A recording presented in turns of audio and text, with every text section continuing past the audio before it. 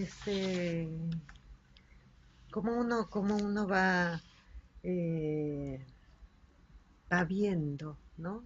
Al menos yo me voy imaginando todos los espacios, los lugares, ¿no? Todo eso. Y, y pensaba en el trauma, pensaba en el trauma. Eh, el trauma como esa llaga siempre abierta, esa herida eh, que en un momento se produce en el psiquismo y está siempre presente y no termina de cerrarse, no termina sí, de suturarse, ¿no? Y eso sigue y sigue y sigue. Y entonces pienso también en el yo ideal y en el ideal del yo. Eh, el yo ideal es esa marca de cuando estuve en el Edén, en el paraíso, en la completud, en donde todo es posible. Y el ideal del yo es ese que después del atravesamiento de Edipo y la castración, es ese que teniendo el norte de ese ideal, tengo ya los recursos como para ir peleando la vida para tratar de acercarme lo más que pueda a ese yo ideal. Eh,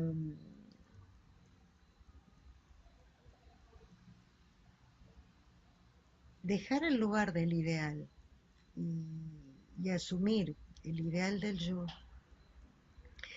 es un duelo, o sea, es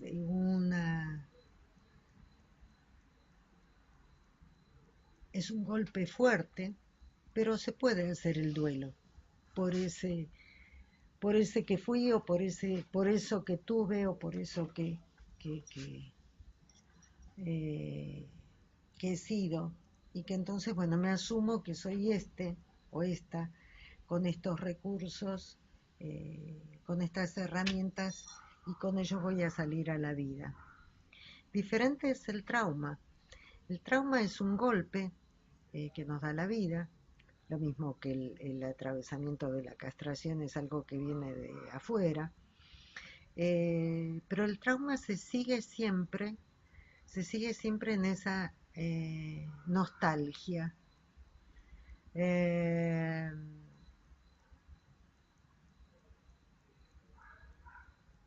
en el duelo eh, se, se sabe cuál es el objeto que se perdió y bueno, es el objeto amado y perdido, ¿no? Y con estos recursos que tengo voy a salir a la vida.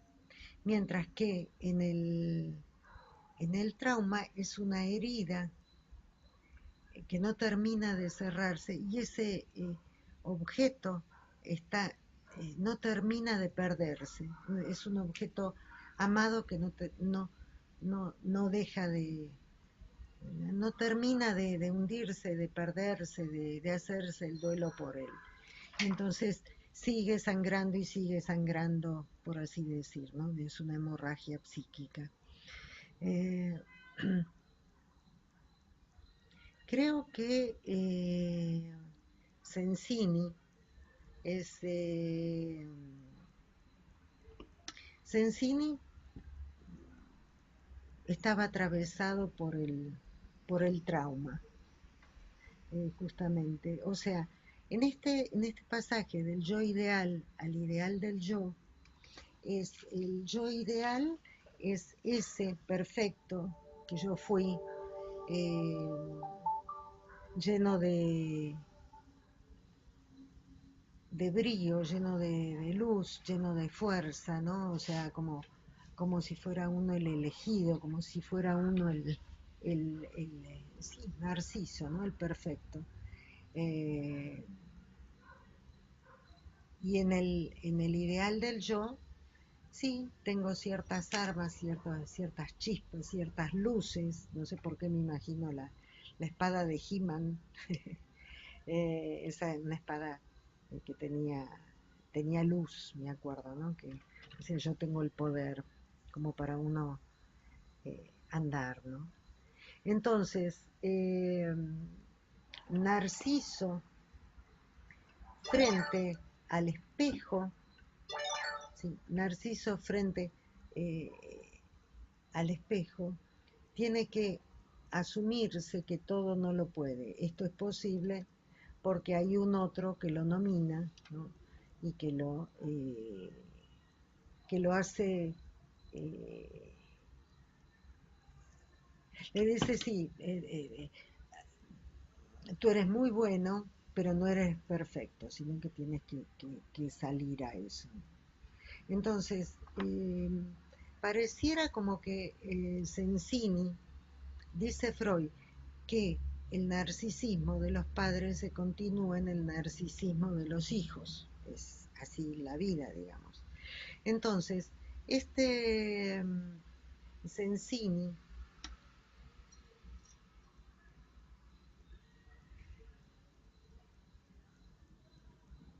estoy pensando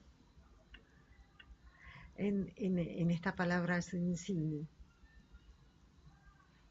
Estaba pensando desde el italiano senza, sin, eh, sense, tiene que ver con sentido.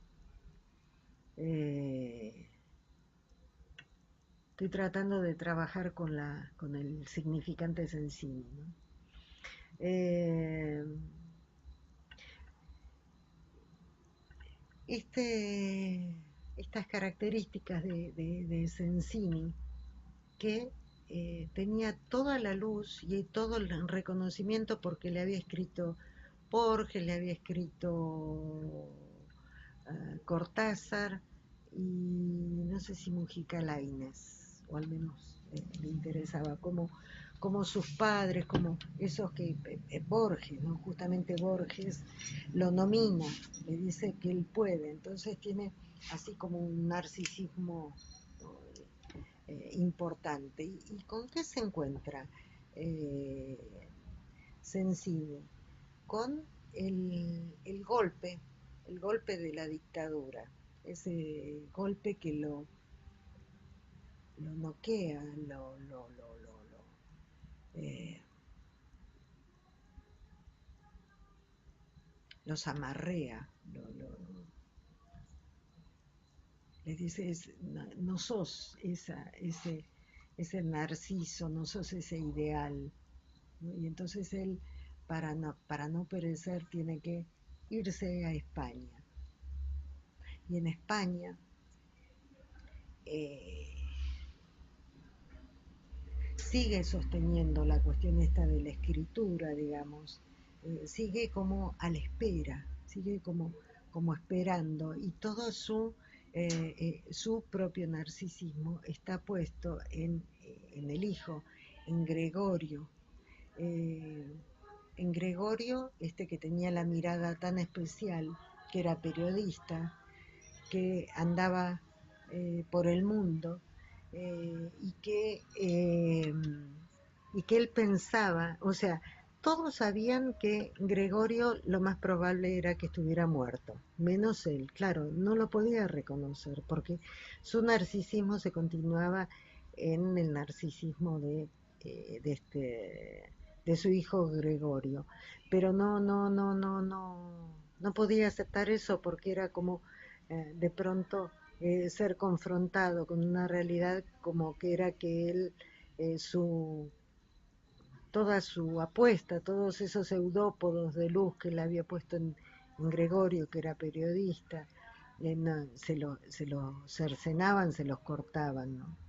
Ese es el enganche que él tiene con el relator, el narrador, que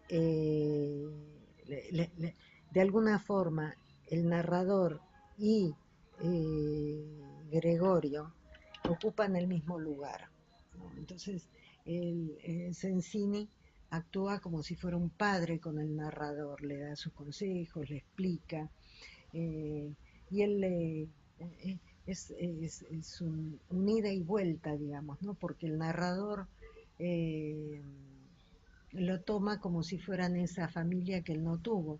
Lo único que sabemos del narrador era que tenía una casa grande, que estaba en, en Girona y que vivía en una casa muy grande que era la de donde se la habían dejado la hermana y un cuñado. No sabemos sus padres qué había pasado, nada.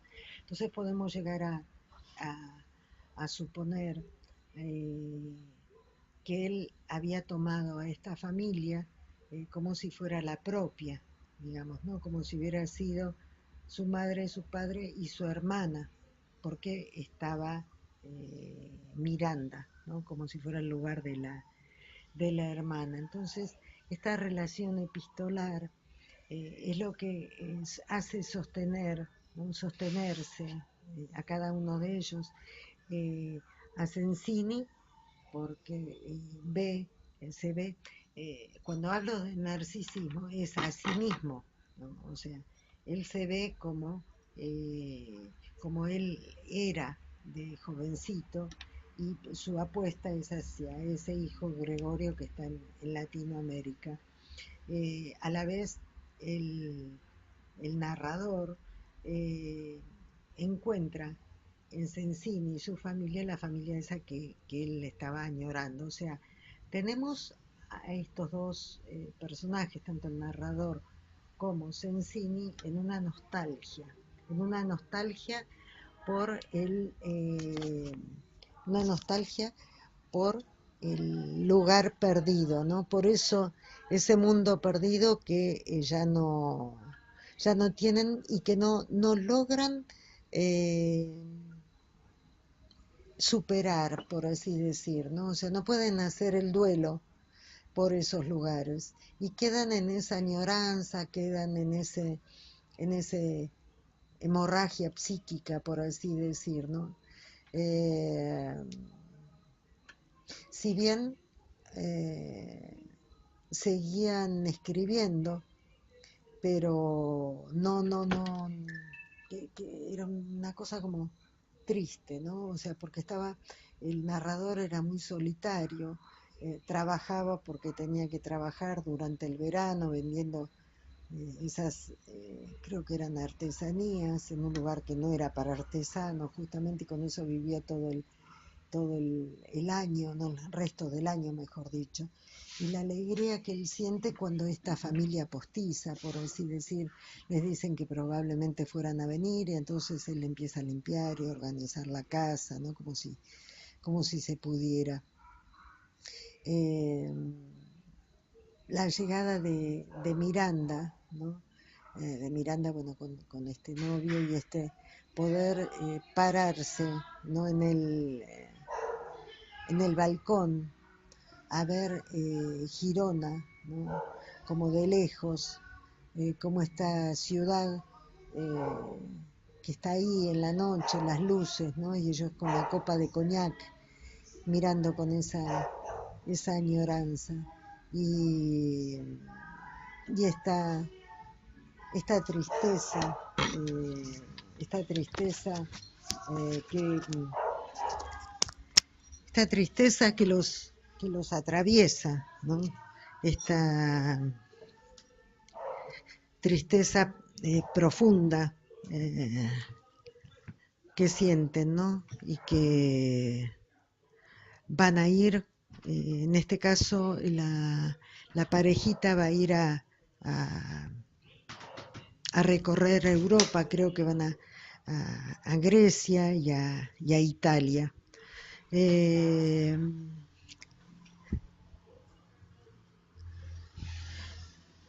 Pensaba qué difícil que es cuando no es posible asumir la pérdida, asumir que todo no se puede, que ya se terminan los tiempos y que eh, no es posible encontrar, o sea, cuando él se da cuenta, en este caso Sensini se da cuenta que se le acaba el tiempo, que se va a morir y se deja morir, ¿no? Incluso no, él regresa a Buenos Aires y no tiene el reconocimiento que se suponía que tendría que haber tenido, alguien que es reconocido por Borges, por Cortázar y demás, ¿no?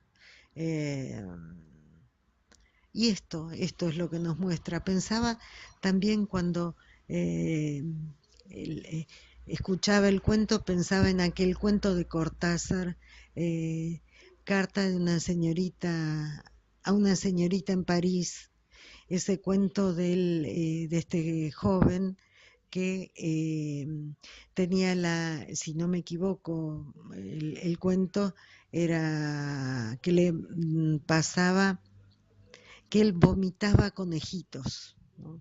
Y que eran tantos los conejitos que tenía en ese departamento prestado que le había dejado esta muchacha, digamos, eh, se le hacía tan insoportable esto de vomitar conejitos todo el tiempo, que llega un momento que él se suicida. No sé si más o menos creo que es este un poco el recuerdo. Y en todas las cartas siempre va contando eh, su padecimiento por esto lo que va produciendo. Entonces, cómo la historia de poder poner en palabras, ya sea en una carta, ya sea en un escrito, esto de poderlo poner en palabras hace que sea posible de alguna forma plasmar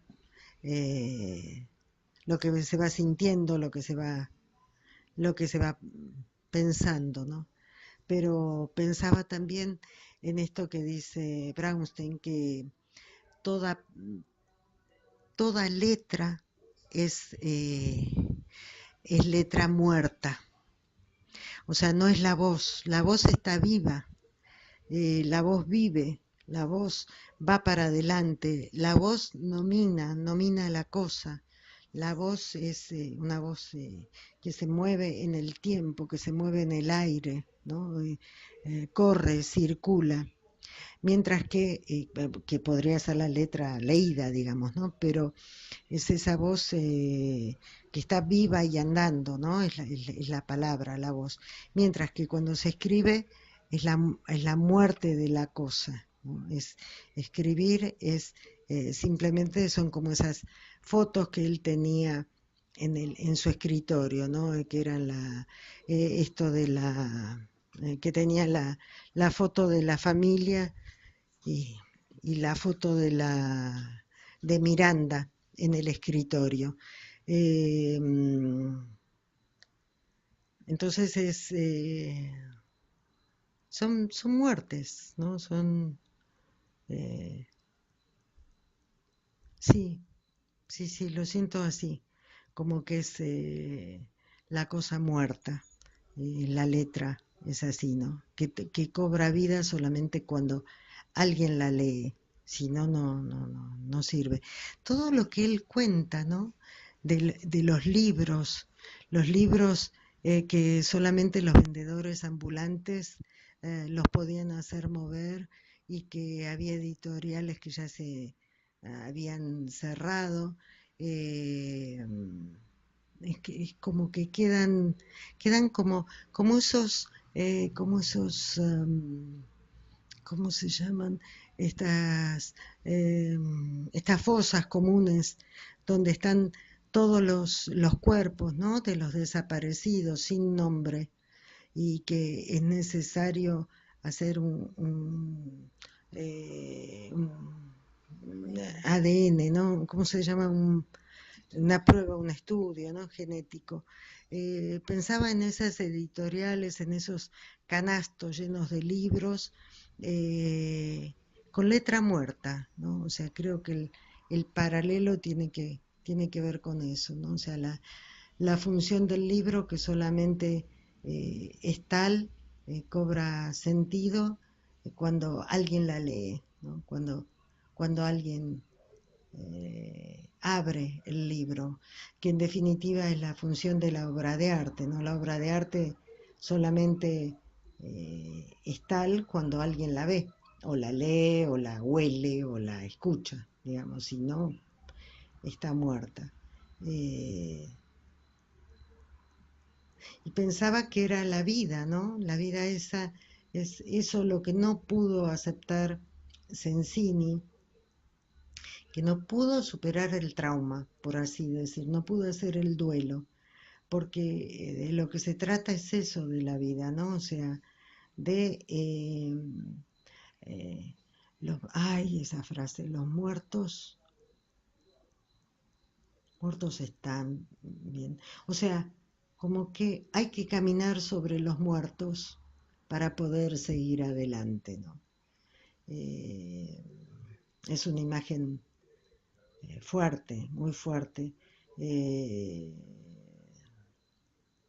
en Ruanda, cuando fue el genocidio ruandés, había jeeps que iban con los soldados que andaban sobre los cadáveres, ¿no? Pisaban el genocidio. Eh, un poco, un poco es eso, ¿no? O sea, la vida, hay que ir dejando que los muertos estén muertos y uno poder seguir adelante. Hay que poder perder, ¿no? Esos muertos, enterrarlos para poder andar, ¿no? O sea, como el hongo, ¿no? O ciertas plantas que crecen de la podredumbre, ¿no? Flor de fango, por ejemplo, como dice el tango, ¿no? Creo que un poco es eso lo que dice este cuento, ¿no? Nos está hablando de eso, de poder hacer el duelo por que la vida es eso, que hay que mirar para atrás, no hay que mirar para atrás, lapsus mío, eh, no hay que mirar para atrás y hay que poder hacer el duelo por esos objetos amados y perdidos, o sea, haberlos amado, bien, valorar ese tiempo del amor, por eso es tan importante el presente y el amor, lo que uno pueda dar, pero no es para siempre, eso se va a perder, indefectiblemente se va a perder, como nosotros también nos vamos a perder. Y que los objetos sean amados y perdidos, no amándose y perdiéndose, que es la letanía constante en la que estaba Sensini, ¿no? Esa muerte, ese andar. Bueno, eso. Bueno, ok. Hasta acá. Hasta acá. Hasta acá.